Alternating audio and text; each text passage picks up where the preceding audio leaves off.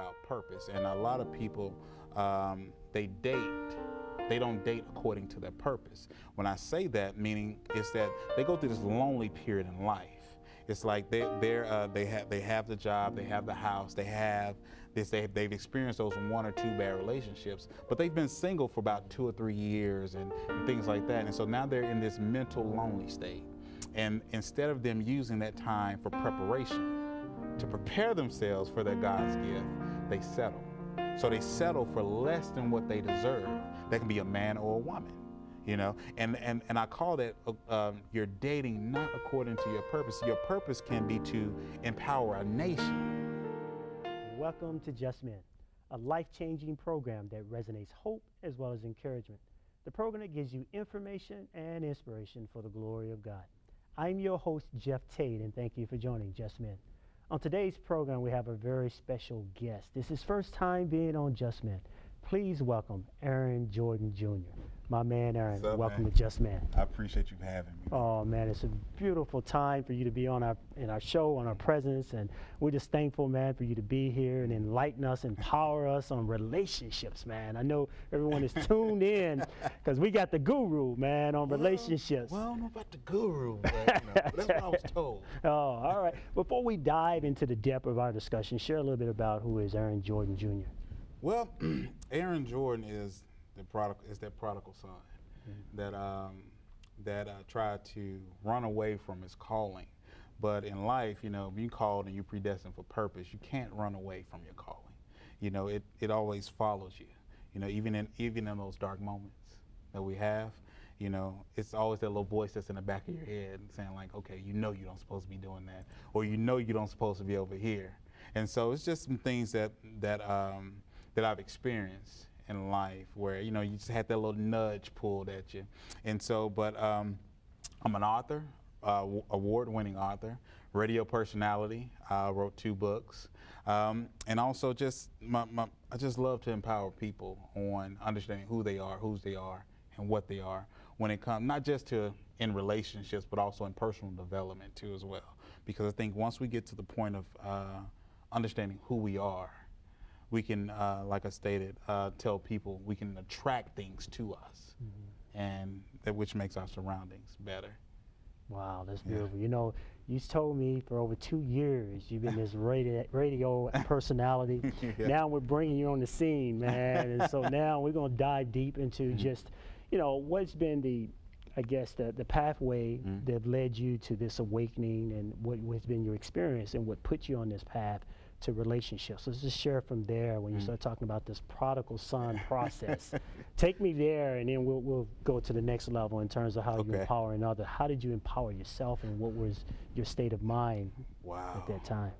Wow, man, that's an awesome question because I get asked that a lot. But I think with me in life, just in relationships, period, I've experienced some of the highs and some of the lows in relationships and dating and just involving people into your space.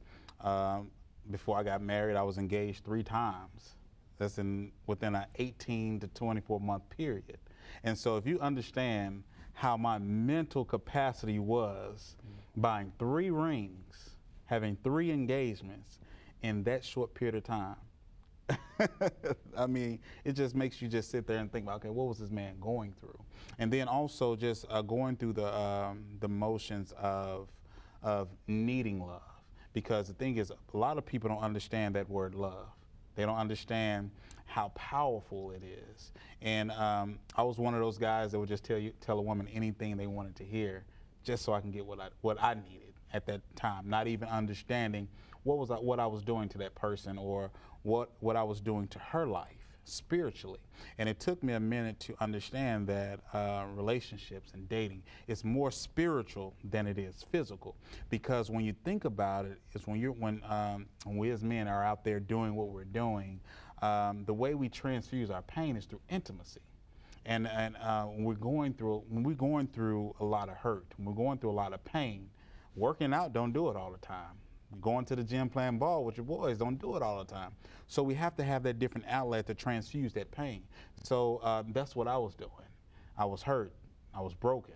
I was going through a lot of things emotionally, mentally, and the only outlet that I knew to have it, to release it, was through intimacy. And it was going through these different channels of women each and every day, all the time.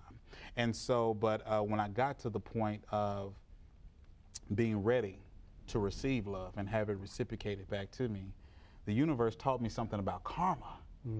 So everything that I dished out, I received it 100-fold, and then some. And so it's just, I learned my lesson, and it made me grow. It made me grow up. And then in that process, my daughter was born, 2005, and so that was really a real big turning point in my life. Through that process, also, even though through the 3 engagements, I had 2 suicide attempts.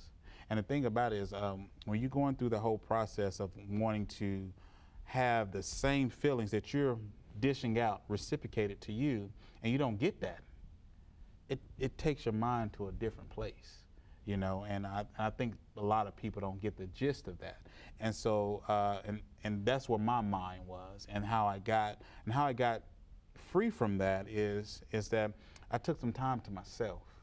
And I think a lot of people, they miss that healing time point, because a lot of people like to use other people to get over the next person. They love this whole rebound effect.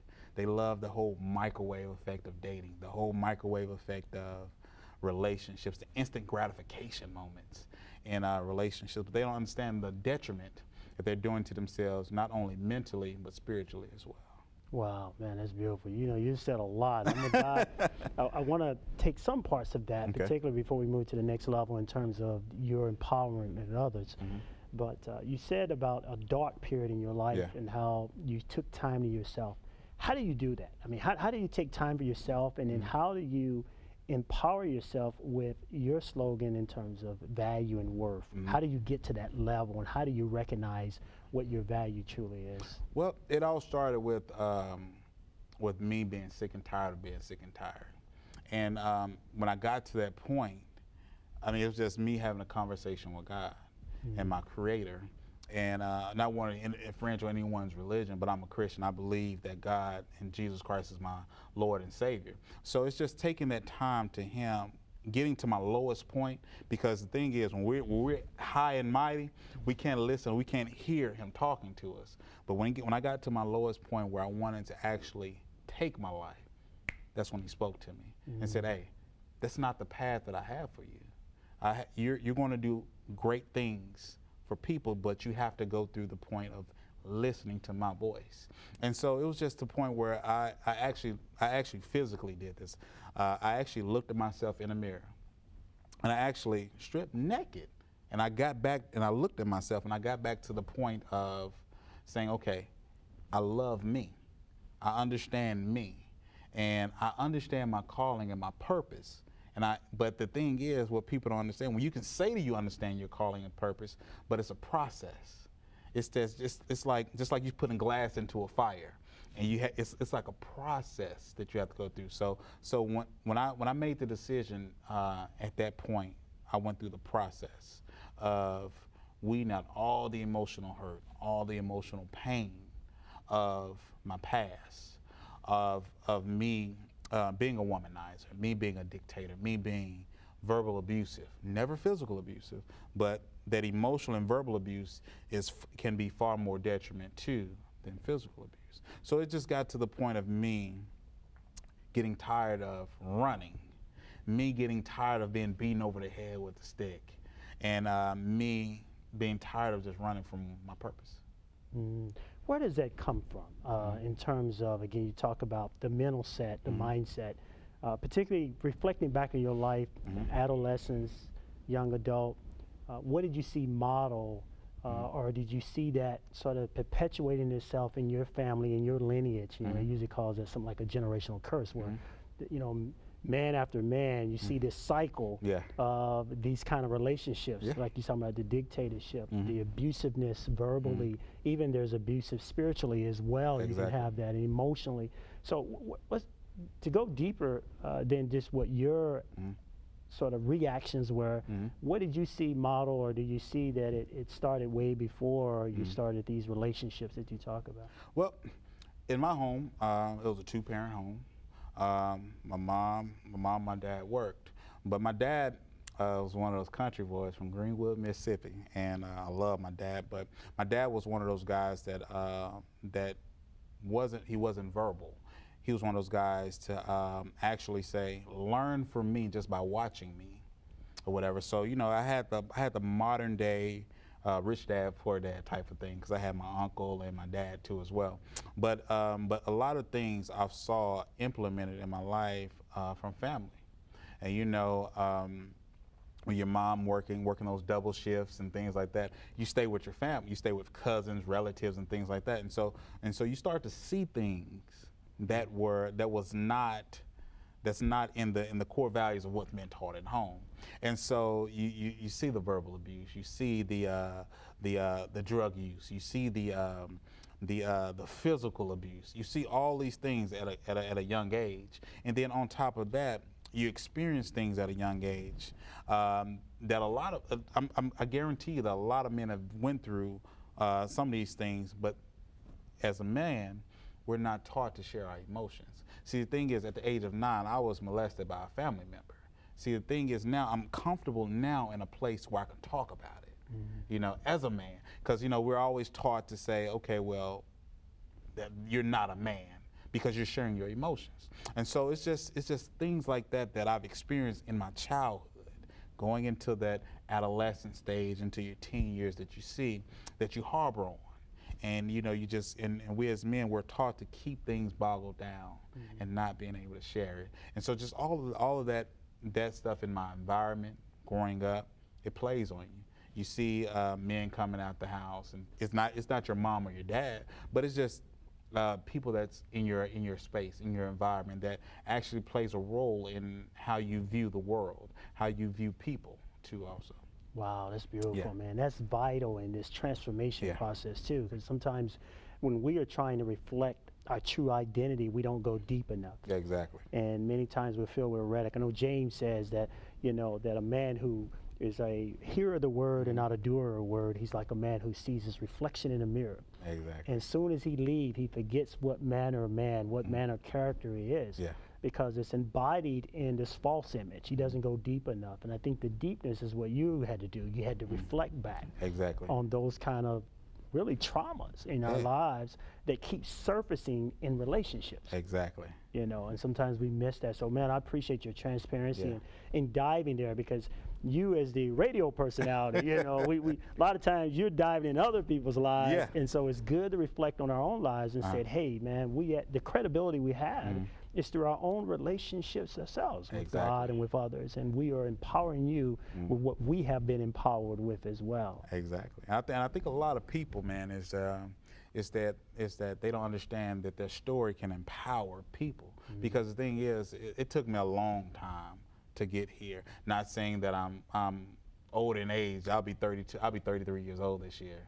And so it's just understanding, getting to the point of being able to share my story to empower others. Because the thing is that when you talk about it, that same person is going through the same thing.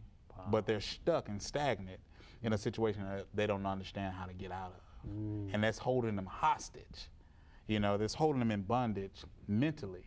And so the very thing that I could say or you could say on your platform or my platform can be the very thing they need to break free. Wow, man. Well, let's go from ashes to glory. Glory, man. When you are talking, what are some of the common things that comes to surface when in relationships that you are giving information out to empower others? Let's talk about that. Well, I know one of the things I'm dealing that I'm dealing with now. I share a lot of videos and things like that on social media. I'm a huge advocate for social media, but I'm really talking about purpose. And a lot of people they don't date according to their purpose. When I say that, meaning is that they go through this lonely period in life.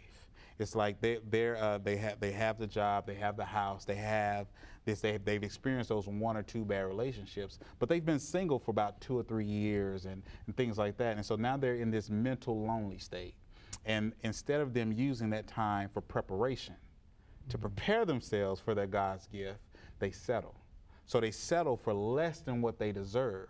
That can be a man or a woman, you know. And I call that you're dating not according to your purpose. Your purpose can be to empower a nation, but you're dating someone that's unequally yoked to where you are. And so in that process, that can actually bring you down. They can actually devalue your purpose. Does it make sense? It does. It does. It does. So give me some practical examples. You know, I had to go there. Exactly. Because we get very psychological sometimes, and it's like, oh man, bring that down. You're too deep for me, right? So let's bring them down a little bit in terms of just applications, because our key thing is for people to be able to apply this in their lives, and they can look at the litmus test that we set here. And I always think about, I have a microscope in one hand, and I got a telescope in another hand, and I'm looking my vision far away, and I'm looking at those things close up. You know, I got to be able to see both. I got to have the short term, the long term. I need to have all that in place. So share with me just what an example in terms of how you become unequally yoked, or how someone can pull your purpose down to a level that God did not intend for you. I'm a huge advocate for in the domestic violence sector.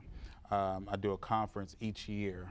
It's called the Know Your Worth Women's Relationship Conference, and it deals with women or men that have been abused, verbally abused, emotionally, domestically, and things of that nature. So I'll give you an example. Just say that you have just someone, they've experienced turmoil in their past, in their childhood, in their families, or they saw the turmoil with their mom or dad or so forth.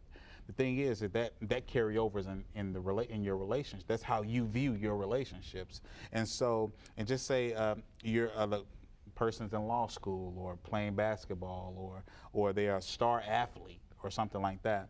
The very person that you allow in your space, that you spend your time with. And I was an athlete. I did it. You know, they can how people view you in that relationship, or when you bring that person in your space, that can tarnish your image. That can tarnish how people view you in your field. Does it make sense? Yes. And the thing is that people have to understand is that, not saying that you have to per se get someone that's on your level, but get someone that adds value. Value is a huge thing. You know, you don't want to be with someone that diminishes your value. Prime example, women do it all the time, where they say where they want this guy that's making such and such money, or this and a third, or drive this particular type of car, but you're not at that level where you can make that same. Does that make sense? And I think I'm kind of all over the place, but I'm trying to give you concrete, hardcore examples where it can actually relate, because I counsel people all the time that gives me those scenarios and say, like, okay, well, I've been single for about 5 years. Prime example, I know I'm all over the place, but I actually I'm not going to give any names, but one of my clients, she's an attorney. She's been single for about 2 or 3 years now, and she's at that stage in her life where she's ready to invite somebody else into her space. But the people that she attract are people that doesn't have anything going for themselves, people that no jobs, just nothing, no one that can add value to what you're doing. And so she asked me, why am I constantly attracting the wrong person? And I asked her, I said, have you dealt with the emotional trauma in your past? Because what people don't understand is what dominates your thoughts the most, it manifests into reality. So if you're thinking about the pain, that last relationship that you had that you thought that was finna be, or you was finna get ready and change your last name, if you're constantly thinking about that, you're gonna attract that same thing into your life. Nothing different, but it's going to be dressed up differently. Does it make sense? Yeah. The turmoil, the pain is going to be dressed up differently, and you're going to be going into a spiral cycle and a roller coaster, and you're going to be constantly asking the same question. That's typically what I get now. Wow. And it's the same questions each and every time, same emails each and every time. And I say the same thing each and every time. Yeah, that's good. You know, when you was talking, I thought about, too, many times relationships, the compromise part of relationship, when you don't know who you really are. And you said a thing about value and how value is determined many times is different to each individual in terms of how they value, whether they value themselves materially. I know the compromise is when people are drawn by what they call chemistry and not character. Exactly. And so I was reading just the other day when they talked about that even in the Hall of Fame, they don't have a character clause in their selection process. Wow. So people are saying, wait a minute, why are you appointing them as a nominee for a Hall of Fame? Exactly. Look at their life away from the game. Yeah. They go, well, that's not a part of the criteria. Looking at the numbers. Right. So like that, so you could say, well, that's unequally yoked, right? Because they're not in union. And some religions sometimes say you're unequally yoked if you have a believer connecting with a non-believer. Then you can cause challenges in your marriage and challenges in your relationships in terms of that. I know many times in Scripture, God would cause the people of Israel to separate or even destroy those individuals that were not like him or not following him. So it's just interesting when you start talking about unequally yoked and how it's so many levels that you can do. It's a lot of levels to it. Financially, emotionally, spiritually, those things can make you unequally yoked. But then there's many say, well, I'll change them. Talk to me about that mindset was, well, you know, I got enough power in me that I can bring about change in him. I'll fix him up. You know, I know he's straight out of the hood, and I'm up here in this ivory tower, right? And so I'm going to change them. I'm going to change them and fit in this. And so what's this mindset about? And then also I want you to add on to that. Okay. This mindset of men changing their own identity based on the person they're with, trying to fit in because of, you know, this role change, right? The role change. Get me on that role change. I understand exactly what you're saying. Good question. I think a lot of people, when you ask about like as far as the unequally yoked part, a lot of people don't understand that if you want the relationship to work, check this out. I tell women, I said, if this is something that you want to work, you can actually cultivate the man to the point of him being able to cultivate you. Not baby him, not pacify him or emasculate him, but build him up to the point of where he can appreciate you more. Does it make sense? Yeah, and I think a lot of people miss that. It's not saying that you're taking care of your man or you're emasculating him, but you're actually showing him how to treat you. You know, and I think a lot of people miss that. That's a very key component. But then you got those knuckleheads or the ones that are stubborn and the ones that are like, okay, well, a woman can't control me or this and a third. But the thing is that when you think about relationships and you think about dating, there's an order to it. You know, you have God, man, and the woman. Right now in society, that middle part is being cut out. And now it's looked upon as the one is being God, woman, then the man. You know, but see, the thing is, men, we have to get back to the point of understanding our purpose, our predestined purpose. And the thing is when I think when you talked about the roles change, when we understand our purpose and understand who we are as a man, that role, you can be whatever you want to be outside the house, the CEO of a company, but when you come inside of a house, I'm the leader, I'm the head, not in a domineering way, but in the order of how it's supposed to go. But I think the media has a lot of play into how we as men view ourselves and how people view us as men. Because now you have men wearing fingernail polish, you have a lot of things that's on board where they actually dominate your thoughts through the TV, and whatever you put on TV they think is okay, and it's not. You know, and that's clouding the judgment and clouding the minds of the next generation that's coming up. So it takes men like myself and you to actually teach them to try to negate some of the things that they're learning through the media. You know, just like sitting in a movie theater. If you sit in a movie theater and watch a movie, you're going in like 5 minutes. they got your attention with that commercial. And when you leave 2 hours later, you're going to remember that commercial, especially if it caught your attention. So I think the media has a lot to play in how we view the roles.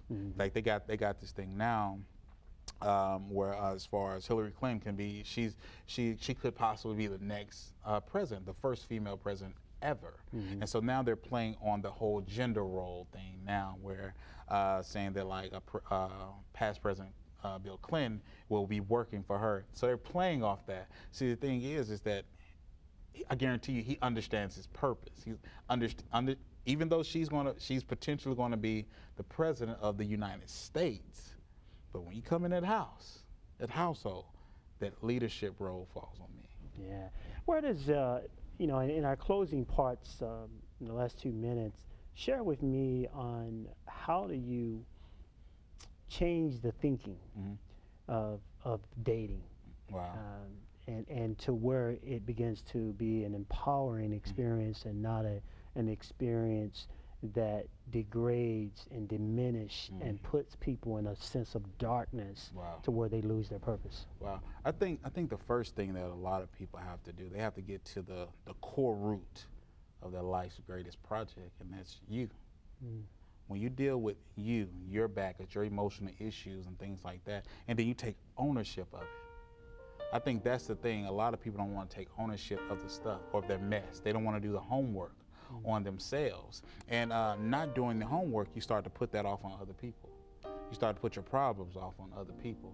You start blaming other people for the things that you're going through or the things that has happened in your past, instead of sitting there dealing with it, taking ownership of it, and then getting to the point where you can actually free yourself. And instead of using other people to mask that hurt, because I can be around you right now smiling and laughing and we're having fun, but deep down inside I'm hurting, I'm broken. And a lot of people don't want to admit that. And once you get to the point of being able to deal with that, I think I'm an advocate of the law of attraction. When you deal with that and you deal with all that pain and all that hurt, it changes your mindset and you attract who you want in your life to you. See, people don't understand that you can actually attract your God's gift to you.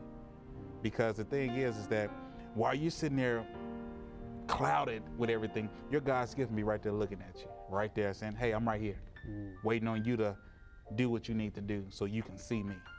You know? Oh, man, that's beautiful. I tell you, we got to have you back on, man, because we got to dive more. And just the word that kept coming to my heart as you spoke is just God speaks. Yeah. He speaks to us, man. Exactly. If we would drown out the noise and quiet our minds and get into his presence and allow him to change us. The word says in 2 Corinthians chapter 3 that we behold the glory of the Lord as in a mirror.